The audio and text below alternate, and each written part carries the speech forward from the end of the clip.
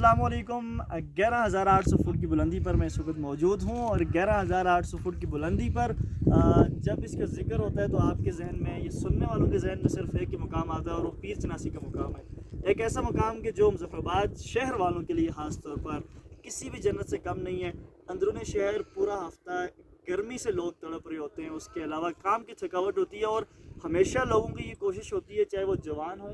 बच्चे हों या उसके अलावा जो है बूढ़े लोग हों, उनकी ये कोशिश होती है कि वो वीकेंड पे पीर चनासी का रुख ज़रूर करें। इसी सिलसिले में भी आज हम तकरीबन 3 हफ्ते से जो है इस ट्रिप को प्लान कर रहे थे, लेकिन अल्हम्दुलिल्लाह इस वीकेंड पे हमने इस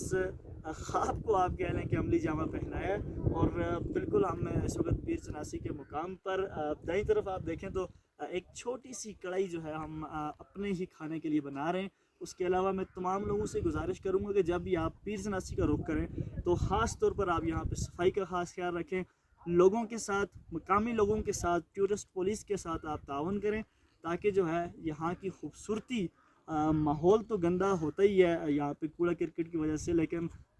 यहाँ की खूबसूरती पर जो है गहरा असर पड़ता है। और जो इस वक्त शहर से बाहर जो लोग इस वक्त इस वीडियो को देख रहे हैं, मैं उनसे गुजारिश करूँगा कि आप लोग जब भी कश्मीर का रुख करें तो पीर चनासी के मुकाम पर आप आना मत भूलें। और मैं इसके अलावा तमाम दोस्तों का शुक्रिया अदा करूँगा कि आज उनकी वजह से हम अपने जो हसीन खुशगवार लम्हात हैं उनको कैमरे की आंख में यहाँ पे पीर चनासी के मुकाम पर कैप्चर करेंगे। आप सबकी समातों का बहुत बहुत शुक्रिया।